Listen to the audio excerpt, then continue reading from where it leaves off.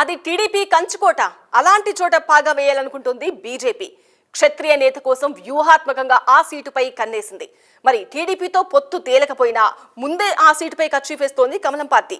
వచ్చే ఎన్నికల్లో బీజేపీ చెలిమి కోరుతున్న టీడీపీ ఆ సీటు త్యాగం చేస్తుందా, లేదంటే బీజేపీని రాజీ పడుతుందా?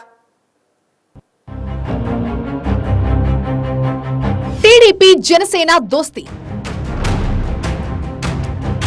కమలం కలిసొస్తుందా? పశ్చిమలో పేచీ తప్పదా? టీడీపీ జనసేన పొత్తు ఫిక్స్ అయింది. ఎవరు ఎక్కడి నుంచి పోటీ చేయాలి, కలిసి ఎలా ముందుకు వెళ్లాలనే అంశంపై రెండు పార్టీలు సమన్వయ సమావేశాలు నిర్వహిస్తున్నాయి. అయితే జనసేనతో తమకు పొత్తు ఉంటుందని చెప్తున్న బీజేపీ నాయకత్వం టీడీపీ విషయంలో ఇంకా బయటపడలేదు. మరోవైపు ఎన్నికల దగ్గర పడుతూ ఉండడంతో ఆశావహులు మాత్రం అనుకూల నియోజకవర్గాలపై అప్పుడే తర్జన భర్జన పడుతున్నారు. మూడు పార్టీల మధ్య పొత్తులుంటాయన్న అంచనాలతోనే అప్పుడే కొన్ని సీట్లపై కర్చీఫ్లు వేసి పెడుతున్నారు. నర్సాపురం పార్లమెంట్ నియోజకవర్గంలో గతంలో కృష్ణంరాజు, గోకరాజు గంగరాజు ఎంపీలుగా గెలిచారు. 2014 మూడు పార్టీల పొత్తులోనే నర్సాపురం ఎంపీ సీటుతో పాటు తాడేపల్లిగూడెం నియోజకవర్గాన్ని బీజేపీ దక్కించుకుంది. పొత్తుంటే బీజేపీ అవే సీట్లను మళ్లీ కోరే అవకాశాలున్నాయి. అయితే నర్సాపురం, తాడేపల్లిగూడెం, భీమవరం సీట్ల విషయంలో జనసేన పట్టుదలతో ఉంది అంటున్నారు.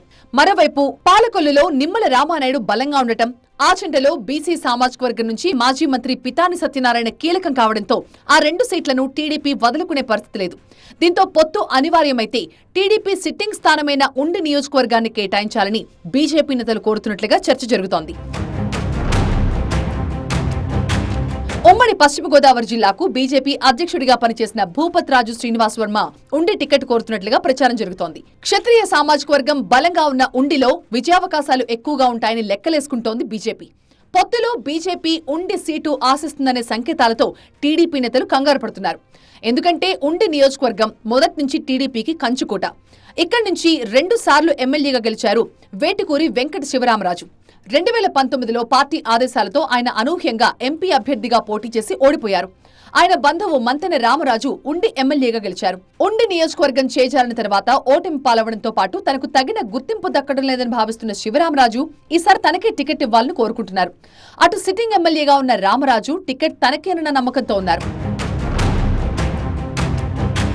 టీడీపీలో కీలకమైన ఇద్దరు రాజుల మధ్యే ఉండి టికెట్ వ్యవహారం నలుగుతుంటే ఇప్పుడు బీజేపీ కూడా అదే సీటుపై కన్నేసిందంటున్నారు.